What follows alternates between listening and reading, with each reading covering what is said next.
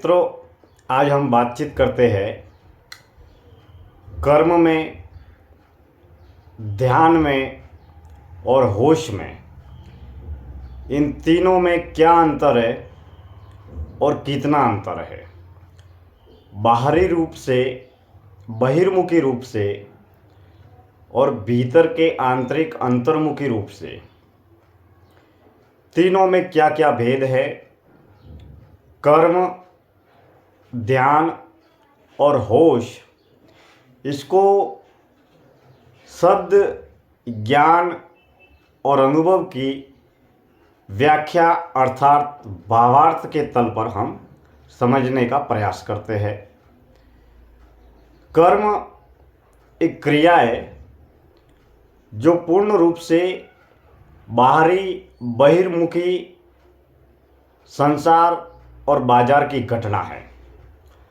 कर्म जहाँ पर हमें दौड़ना है, भागना है, भटकना है, पंच ज्ञान इंद्रियों को, पंच कर्म इंद्रियों को,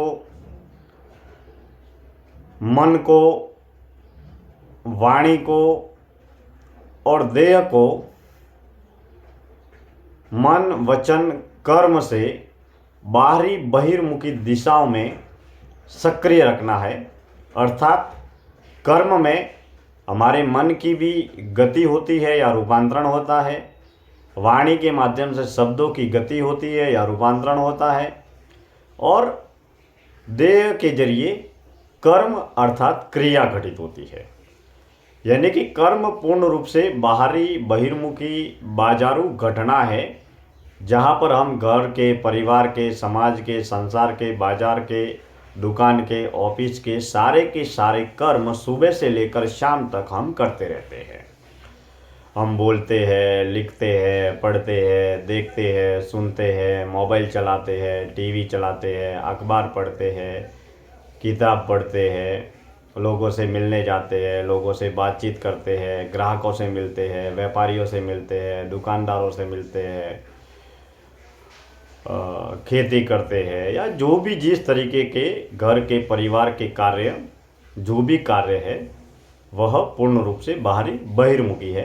अर्थात कर्म एक बाहरी, बहिर्मुखी घटना है जिसमें हमारे देह, मन, वचन, कर्म से हम बाहरी, बहिर्मुखी दिशाओं में सक्रिय रहते हैं। उसके जरिए हम विचार का, ज्ञान का, अनुभव का सूक्ष्म तल पर संग्रह करते हैं, या फिर धन, साधन, वस्तु, पदार्थ, पैसा, प्रॉपर्टी, गाड़ी, बंगला, कार, जो भी है, अमीरी, प्रसिद्धि, मान, सम्मान, पद, पुरस्कार इत्यादि तरीके की तमाम तरीके की बाहरी, बहिर्मुखी चीज़ें हैं जो जीवन की ज़रूरतें भी है, कर्म भी है, कर्तव्य भी है, कर्तव्य के किरदार भी है, जो जन कल्याण के लिए, घर, परिवार, समाज, संसार में रहने और जीने के लिए परम आवश्यक है।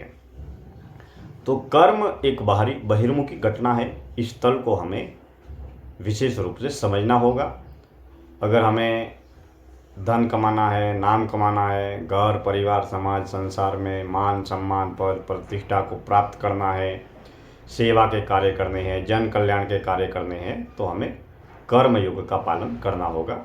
अब कौन सा कर्म किस तरीके से करना है, इस विषय पर और कभी विस्तार से हम बातचीत करेंगे। पहला था कर्म, दूसरा है ध्यान। ध्यान पूर्ण रूप से आंतरिक, अंतर्मुखी, आध्यात्मिक, भीतर की यात्रा है, जहाँ पर कर्म में हमें कर्ता बनना है, भोक्ता बनना है। वही ध्यान में इसके विपरीत है। कर्म और ध्यान दोनों विपरीत दिशाओं में हैं, दोनों में बहुत गहरा अंतर है। ध्यान में हमें दृष्टा बनना है, साक्षी बनना है, अकर्ता बनना है। कुछ भी नहीं करना है, कुछ भी नहीं होना है, कुछ भी नहीं बनना है। न मैं ये हूँ, न मैं वो हूँ, न मैंने ये किया, न मैंने वो किया। यानी कि तमाम तरीके के विचार, विकार, अहंकार से मुक्त होने की प्रक्रिया है। पूर्ण रूप से अकर्ता बनना है, यानी कि कर्ता का भाव त्याग देना है। वही स्थिर, स्थायी घटना है। ध्यान में हम क्या करते हैं? शांत एकांत वातावरण में पालती मारकर, आंखें बंद करके, सुखासन की मुद्रा में पूर्ण रूप से स्थिर, स्थायी होकर बैठ जाते हैं। हम चलते नहीं हैं, घूमते नहीं हैं, बोलते नहीं हैं, देखते नहीं हैं, सुनते नहीं हैं।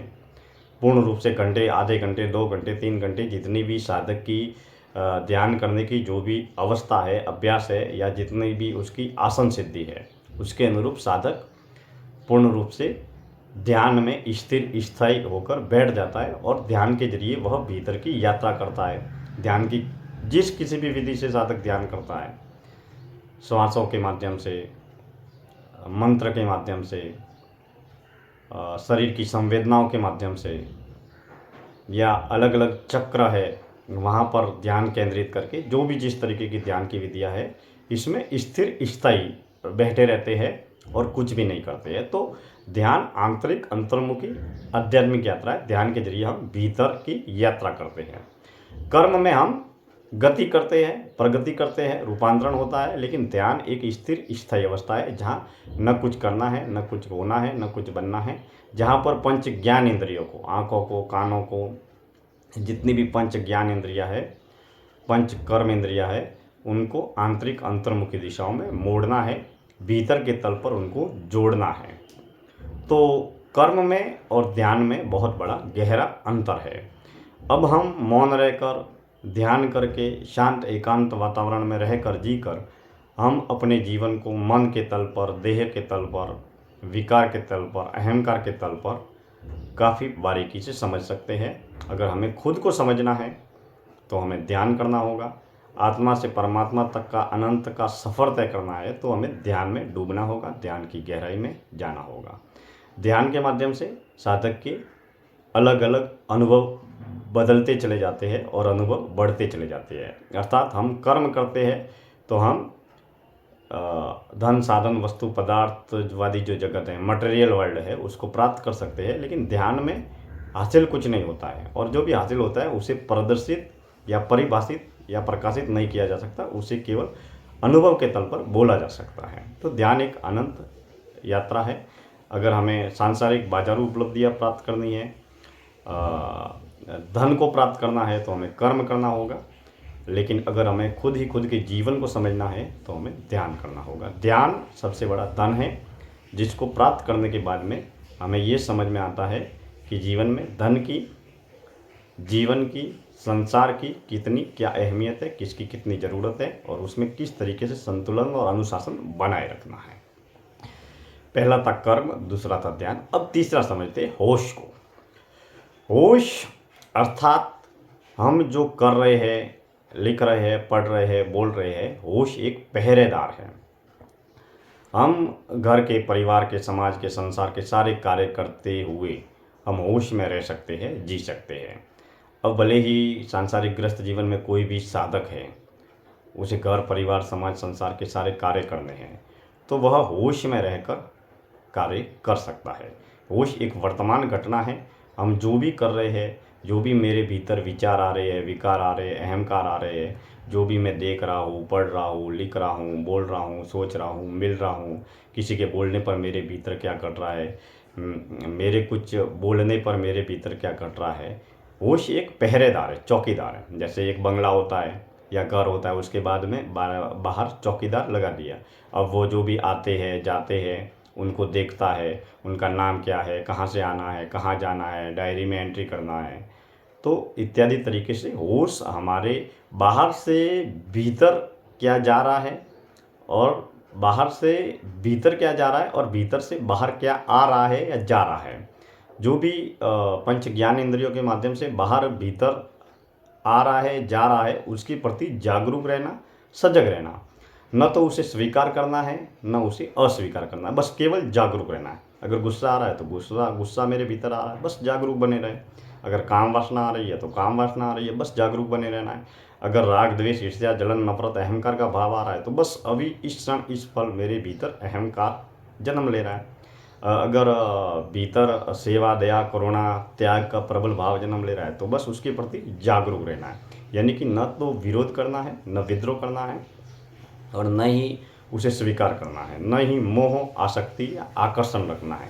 जो यथार्थ है, वास्तविक है, स्वाभाविक है, उसे बस जागरूक रहकर देखना ही होश में रहना और होश में जीना है। कई बार हम कहते हैं कि अगर होश में मरना है तो होश में रहने और जीने का प्रयास या अभ्यास करते रहना चाहिए। हम क्या सोचते हैं, हम क्या बोलते हैं और हम क्या करते हैं, उसके प्रति जागरूक रहे, सजग रहे, पूर्ण रूप से वर्तमान अवस्था में रहे या जिए, उसके प्रति होश में रहने की एक प्रक्रिया है।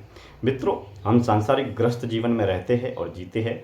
हम अगर भक्ति, मंत्र जाप, माला, ध्यान, साधना, एकांत, मौन ये प्रतिदिन अगर हम करना चाहें तो 1 घंटे या 2 घंटे कर सकते हैं। बाकी के जितने भी 22 या 23 घंटे हैं उसमें हमें घर परिवार समाज संसार के कार्य ही करने हैं। दैनिक ज़रूरतों को पूरा करने के लिए, घर परिवार समाज संसार को चलाने के लिए, परिवार को चलाने के लिए, ऑफिस दुकान को संभालने के लिए, जीवन की ज़रूरतों को निभाने के लिए या कर्म कर्तव्य का पालन करने के लिए हमें बाकी घंटों में अन्य घर परिवार समाज संसार के ही कार्य करना ही है। हम 24 घंटे ध्यान में, समाधि में, मौन में, एकांत में नहीं रह सकते या नहीं जी सकते। तो इस स्थिति या परिस्थिति में साधक अगर आंतरिक आध्यात्मिक गहराई में डूबना चाहता है या संसार में रहते हुए, घर परिवार समाज संसार में रहते या जीते हुए, दैनिक व्यवहारिक जगत में दैनिक कार्य करते हुए अगर हम आंतरिक आध्यात्मिक यात्रा को तय करना चाहते हैं तो मित्रों, हमें प्रतिदिन, प्रतिपल, प्रतिक्षण घर परिवार समाज संसार के समस्त तरीके के दैनिक व्यवहारिक कार्य करते हुए हमें होश में रहने और जीने का प्रयास या अभ्यास नियमित निरंतर करते रहना चाहिए। होश में रहना अर्थात वर्तमान में रहना, अभी इस पल इस क्षण क्या हो रहा है, क्या घट रहा है, क्या बोल रहा हूँ, क्या देख रहा हूँ, क्या सुन रहा हूँ, किसी को देखकर क्या हो रहा है, किसी को बोलकर क्या हो रहा है, किसी को सुनकर क्या हो रहा है, उसके वास्तविक यथार्थ स्वाभाविक घटना के प्रति बस केवल जागरूक बने रहना भीतर के तल पर। बाहर कर्म सारे करते रहो, कोई विद्रोह नहीं करना है। समस्त तरीके के न तो किसी क्रिया को बदलना है, न कर्म को बदलना है, न दृश्य को बदलना है, न घटना को बदलना है। बस बाजार में रहकर हम जागरूक बने रह सकते हैं, दुकान में बैठकर हम जिससे भी बात करते हैं जागरूक बने रह सकते हैं, होश में रह सकते हैं, ऑफिस का काम करते समय हम जागरूक रह सकते हैं। यही होश की प्रक्रिया है। बहुत बहुत धन्यवाद।